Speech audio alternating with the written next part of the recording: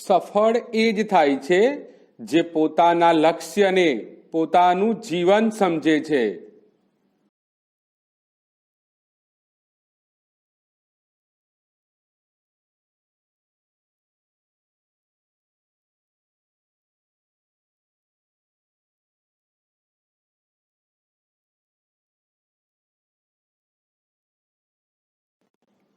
સૌથી મોટી કમજોરી હાર માની લેવામાં છે. સફળ થવાનો ઉપાય વધુ એકવાર પ્રયત્ન કરવામાં છે.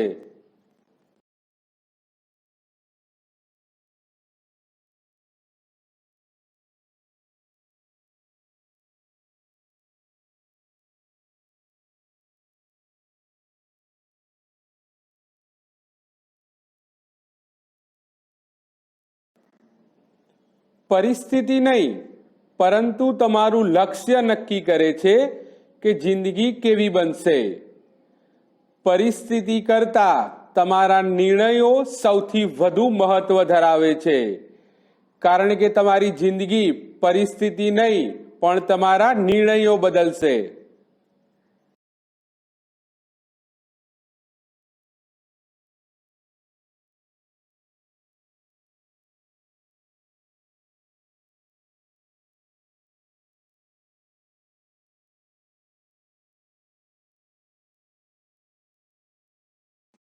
દોડમાં જીત હંમેશા સૌથી શક્તિશાળીની નથી થતી, પરંતુ તેની થાય છે જે છેલ્લે સુધી ટકી રહે છે.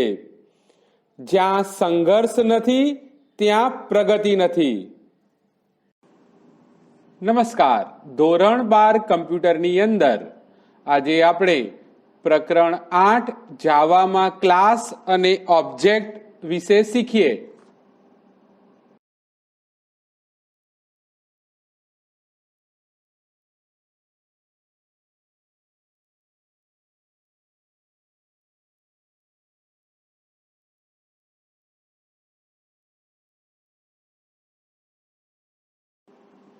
મિત્રો, તમારા મનમાં પ્રશ્ન થતો હશે કે જાવામાં ક્લાસ શું છે? તો ક્લાસ એ એક સમાન લાક્ષણિકતાઓ ધરાવતા અનેક ઓબ્જેક્ટનું એક માળખું છે. ક્લાસ કોઈ ચોક્કસ ઓબ્જેક્ટના જૂથની લાક્ષણિકતાઓને સમાવે છે. ઉદાહરણ તરીકે, રૂમ એ બધા ખંડની સામાન્ય લાક્ષણિકતાઓ સાથેનું એક ટેમ્પલેટ છે. જાવામાં ક્લાસ ચાવીરૂપ શબ્દનો ઉપયોગ કરીને ક્લાસને નીચે પ્રમાણે વ્યાખ્યાયિત કરવામાં આવે છે.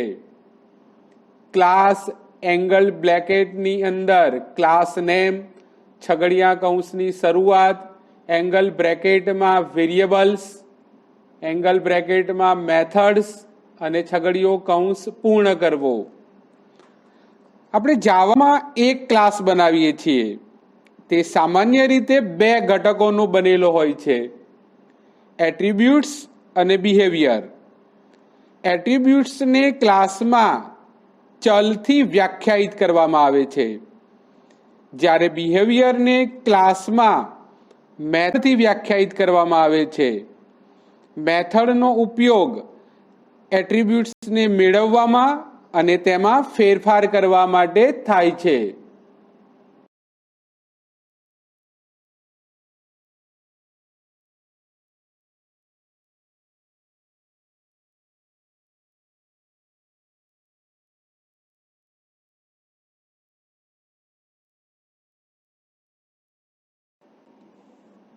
ઓબ્જેક્ટ બનાવવું. ક્લાસમાંથી ઓબ્જેક્ટ બનાવવા માટે નીચે જણાવેલા પગલાઓની જરૂર પડે છે: declaration, class name, variable name, વાક્ય રચના સાથેનો ક્લાસનો પ્રકાર ચલ ઘોષિત કરવા માટે ઉપયોગી છે. ઇન્સ્ટન્સિએશન એ મેમરી ફાળવીને ઓબ્જેક્ટ બનાવવા માટે ન્યૂ ચાવીરૂપ શબ્દ માટે વપરાય છે. ઇનિશિયલાઇઝેશન નવા બનાવેલા ઓબ્જેક્ટની કિંમત આપવા માટે કન્સ્ટ્રક્ટર કોલ કરવા માટે તે ઉપયોગી છે. ચલને ઘોષિત કરવાથી ઓબ્જેક્ટ બનતો નથી. આ એક મહત્વનો મુદ્દો યાદ રાખવો જરૂરી છે. જાવામાં કોઈ પણ ચલ ક્યારેય ઓબ્જેક્ટનો સંગ્રહ કરી શકતો નથી. ક્લાસ પ્રકારના ઉપયોગ વડે ઘોષિત કરેલો ચલ ફક્ત ઓબ્જેક્ટનો સંગ્રહ કરે છે. ક્લાસ પ્રકારના ચલને નિર્દેશિત ચલ તરીકે પણ ઓળખવામાં આવે છે.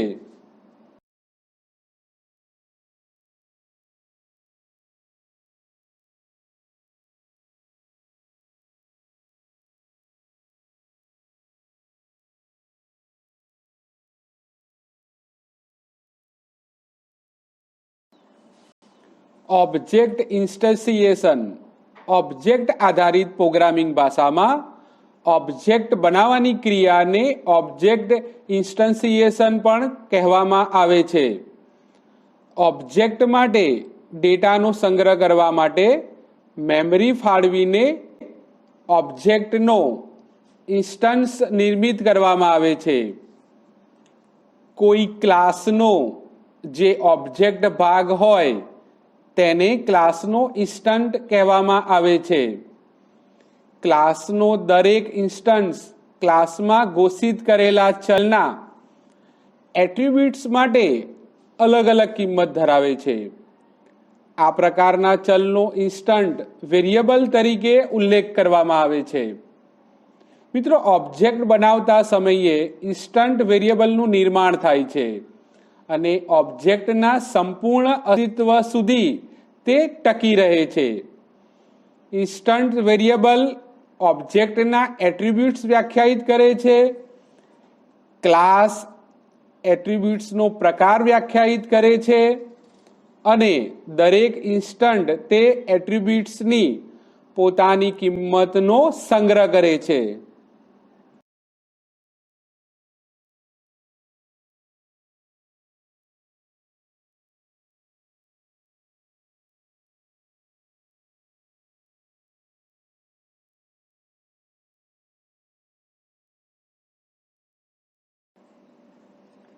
ક્લાસ વેરિયેબલ અને ક્લાસ મેથડ વિશે હવે આપણે સમજીએ.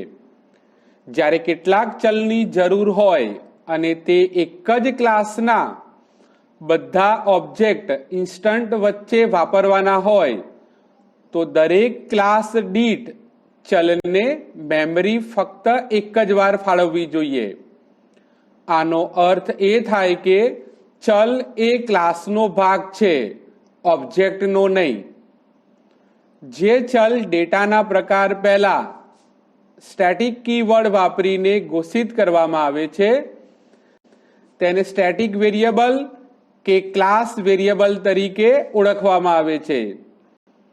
ઇન્સ્ટન્ટ વેરિયેબલની કિંમત ઇન્સ્ટન્ટમાં સંગ્રહ કરવામાં આવે છે, જ્યારે ક્લાસ વેરિયેબલની કિંમત ક્લાસના પોતાનામાં જ સંગ્રહ કરે છે. મેથડ એ જાતે ક્લાસથી વૈશ્વિક છે અને બીજા ક્લાસ કે ઓબ્જેક્ટને તે ઉપલબ્ધ હોય છે.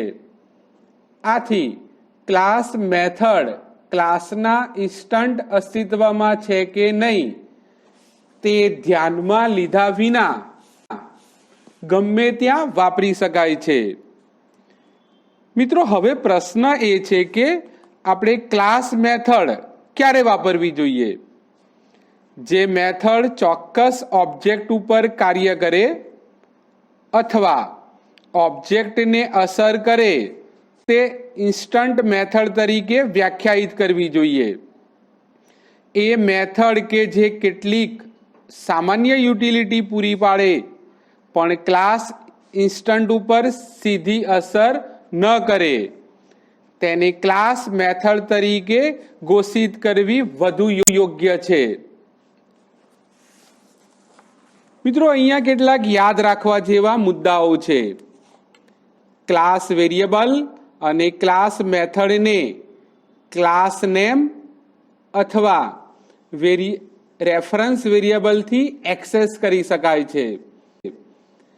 તેની સુવાચ્યતા વધારવા માટે તેને ક્લાસ નેમથી એક્સેસ કરવું વધારે સલાહભર્યું છે. ક્લાસ વેરિયેબલ અને ક્લાસ મેથડને ઇન્સ્ટન્ટ મેથડમાંથી પણ એક્સેસ કરી શકાય છે. ઇન્સ્ટન્ટ વેરિયેબલ અને ઇન્સ્ટન્ટ મેથડને ક્લાસ મેથડમાંથી એક્સેસ કરી ન શકાય, કારણ કે ક્લાસ મેથડ કોઈ ઓબ્જેક્ટનો ભાગ હોતી નથી.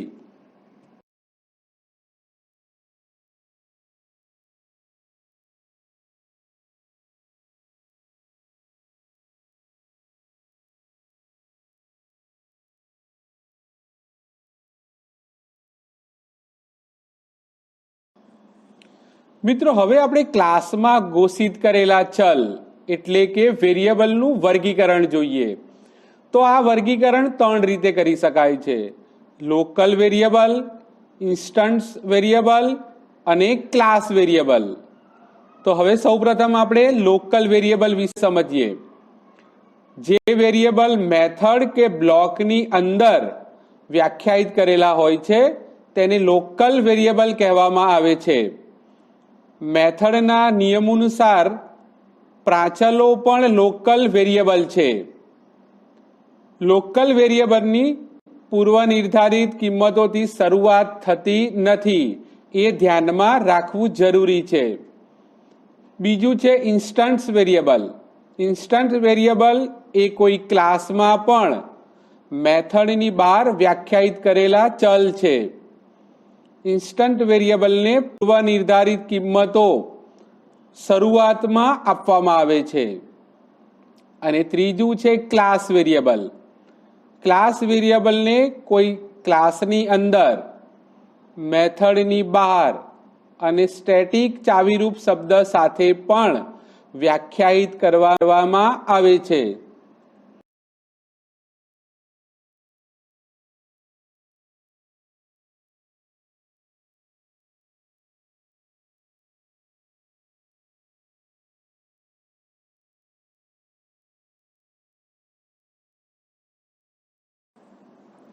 મિત્રો, હવે આપણે પોલીમોર્ફિઝમ એટલે કે મેથડ ઓવરલોડિંગ વિશે સમજીએ. પોલીમોર્ફિઝમ શબ્દનો અર્થ અનેક સ્વરૂપ કે બહુરૂપતા થાય છે. એટલે કે એક જ નામ સાથે જુદી જુદી મેથડનો ઉપયોગ કરી શકાય છે. જાવામાં એક જ નામ ધરાવતી પણ અલગ અલગ સિગ્નેચર સાથેની મેથડ હોઈ શકે. આને મેથડ ઓવરલોડિંગ તરીકે ઓળખવામાં આવે છે. મેથડની સિગ્નેચર એ મેથડનું નામ, પરત કિંમતનો પ્રકાર અને પ્રાચલોની યાદીનો સમૂહ છે. મિત્રો, હવે આપણે કન્સ્ટ્રક્ટર્સ વિશે સમજીએ. કન્સ્ટ્રક્ટર એ એક વિશિષ્ટ પ્રકારની મેથડ છે જે નવા ઓબ્જેક્ટ નિર્મિત કરતા સમયે ઇન્વોક કરવામાં આવે છે. કન્સ્ટ્રક્ટર કોઈ પણ કાર્ય કરી શકે છે, પણ તેનો મુખ્ય ઉપયોગ પ્રારંભિક કિંમતો આપવા માટે થાય છે. દરેક ક્લાસના ડિફોલ્ટ કન્સ્ટ્રક્ટર છે, જેને ચલ વગરના કન્સ્ટ્રક્ટર તરીકે ઓળખવામાં આવે છે.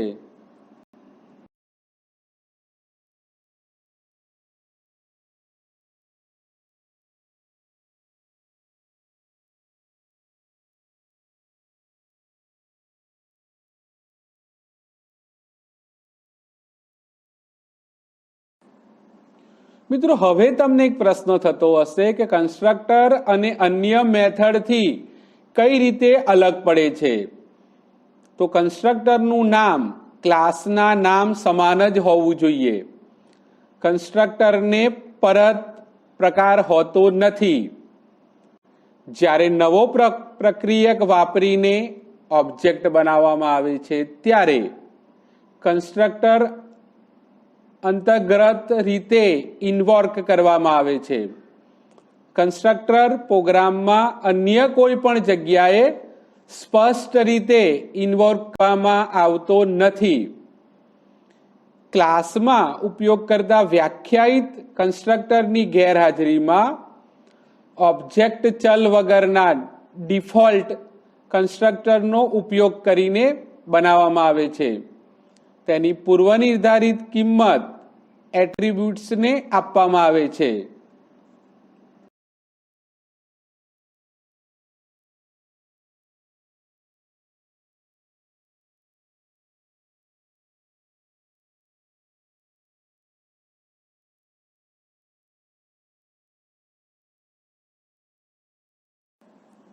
મિત્રો, હવે આપણે એક્સેસ કંટ્રોલ માટેના વિઝિબિલિટી મોડિફાયર વિશે સમજીએ. એક્સેસ કંટ્રોલ એ દ્રશ્યતાની નિયંત્રણ બાબત છે. આથી એક્સેસ મોડિફાયર વિઝિબિલિટી મોડિફાયર તરીકે પણ ઓળખવામાં આવે છે. જો મેથડ અથવા વેરિયેબલ બીજા ક્લાસમાં દ્રશ્યમાન હોય તો જ અન્ય ક્લાસમાં તેનો ઉલ્લેખ કરી શકાય.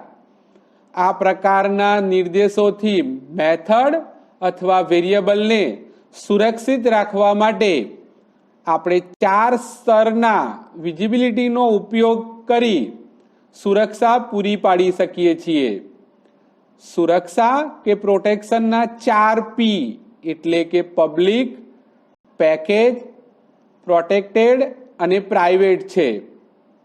પબ્લિક, પ્રોટેક્ટેડ અને પ્રાઇવેટ એક્સેસ મોડિફાયર ચલ કે મેથડના પ્રકાર પહેલા વાપરવામાં આવે છે. જ્યારે કોઈ પણ મોડિફાયર વાપરેલો ન હોય ત્યારે પૂર્વ નિર્ધારિત પ્રકારની વિઝિબિલિટી એ પેકેજ છે જેનો ક્લાસમાં સમાવેશ થાય છે. પેકેજ વિવિધ ક્લાસને વ્યવસ્થિત રૂપ આપવા માટે ઉપયોગી છે.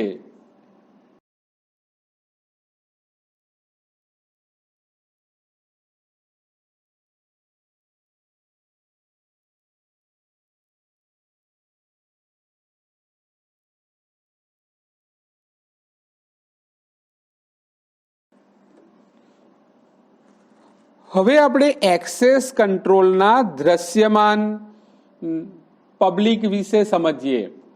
તો કોઈ પણ મેથડ કે ચલ જે ક્લાસમાં વ્યાખ્યાયિત કરેલા હોય તેમાં જ તે ઉપલબ્ધ હોય છે. જો આપણે એ ક્લાસની બહાર બધા ક્લાસમાં ઉપલબ્ધ બનાવવા ઈચ્છતા હોઈએ તો તે મેથડ અથવા ચલને પબ્લિક એક્સેસ માટે ઘોષિત કરવું જોઈએ. આ સૌથી વધારે શક્ય એક્સેસ છે. તે અન્ય પેકેજમાં વ્યાખ્યાયિત ક્લાસને પણ વિઝિબિલિટી પૂરી પાડે છે. પબ્લિક એક્સેસ આપવા માટે ચલ કે મેથડના પ્રકાર પહેલા પબ્લિક એક્સેસ મોડિફાયર વાપરવો જરૂરી છે, જેમ કે public float length, public double area વગેરે.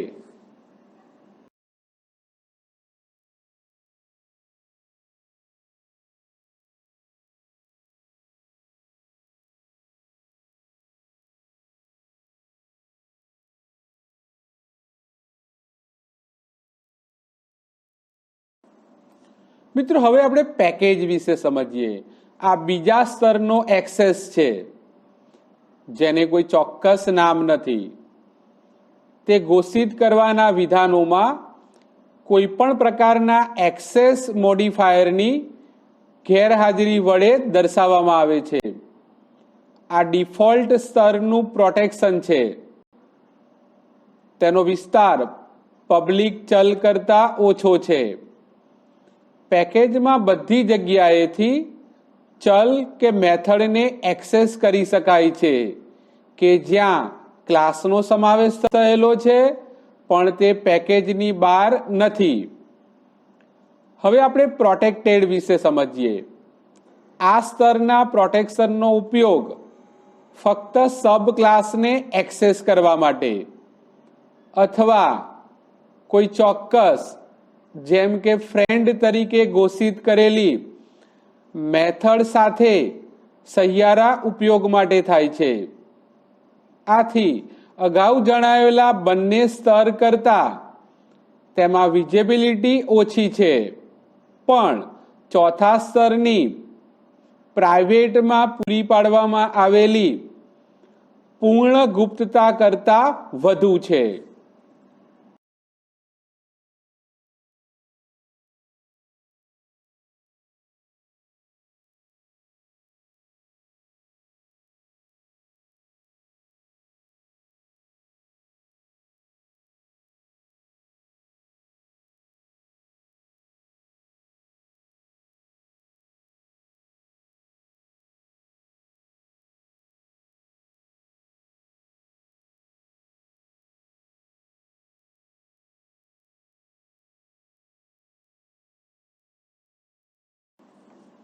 મિત્રો, હવે આપણે ઇનહેરિટન્સ વિશે સમજીએ.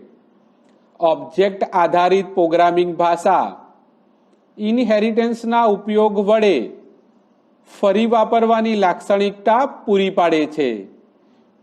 ઇનહેરિટન્સ આપણને હયાત ક્લાસને વિસ્તૃત કરીને વધારાના સામર્થ્ય સાથેનો નવો ક્લાસ પૂરો પાડે છે. ઇનહેરિટન્સ બે ક્લાસ ઇસ એ પ્રકારનો સંબંધ ધરાવતું મોડેલ છે. ઉદાહરણ તરીકે, ક્લાસરૂમ એ એક રૂમ છે અને સ્ટુડન્ટ એ એક પર્સન છે. અહીં રૂમ અને પર્સનને પેરેન્ટ્સ ક્લાસ કહેવામાં આવે છે, જ્યારે ક્લાસરૂમ તથા સ્ટુડન્ટને ચાઇલ્ડ ક્લાસ કહેવામાં આવે છે. પેરેન્ટ ક્લાસને સુપર ક્લાસ અથવા બેઝ ક્લાસ તરીકે પણ ઓળખવામાં આવે છે.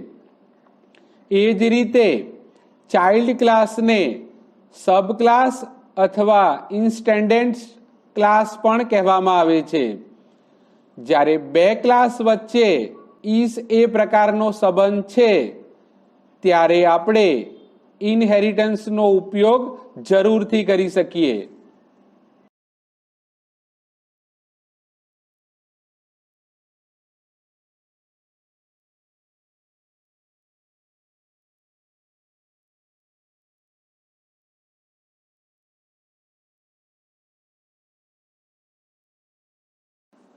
મિત્રો, હવે આપણે કોમ્પોઝિશન અને એગ્રીગેશનનો તફાવત સમજીએ.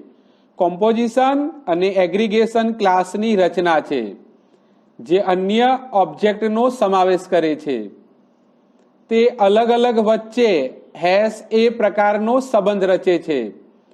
ઉદાહરણ તરીકે, જો આપણે લાઇબ્રેરી નામનો ક્લાસ વ્યાખ્યાયિત કરીએ તો તેને એક રીડિંગ રૂમ હોય છે. અહીં રીડિંગ રૂમ એ રૂમ નામના ક્લાસનો એક ઓબ્જેક્ટ છે. આ રીતે લાઇબ્રેરી રૂમ હોય છે. જ્યારે કોઈ ક્લાસ અન્ય ક્લાસના ઓબ્જેક્ટનો સમાવેશ કરે ત્યારે તે કન્ટેનર ક્લાસ તરીકે ઓળખાય છે.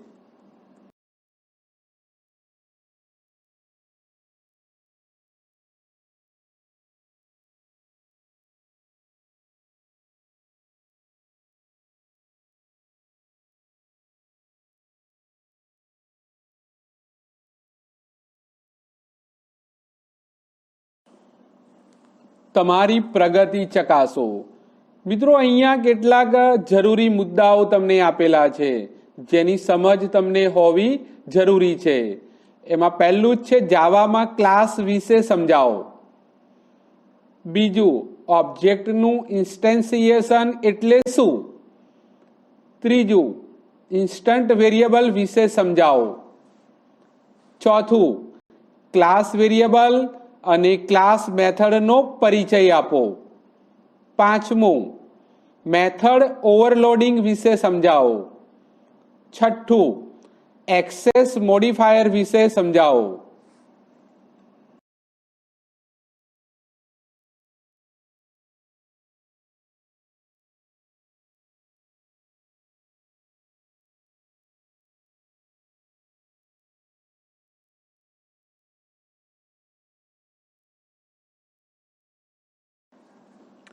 તમે ખરેખર સારું કાર્ય કરશો ત્યારે 30% લોકોને તો એ પસંદ જ નહીં આવે. એ તમારા નજીકના લોકો હશે. 20% લોકો તો એવું સમજશે કે એમાં શું નવાઈ કરી, એ તમારા અંગત લોકો હશે. 49% લોકોને તો એનાથી કોઈ ફરક જ નહીં પડે, કારણ કે એ તમને ઓળખતા જ નહીં હોય.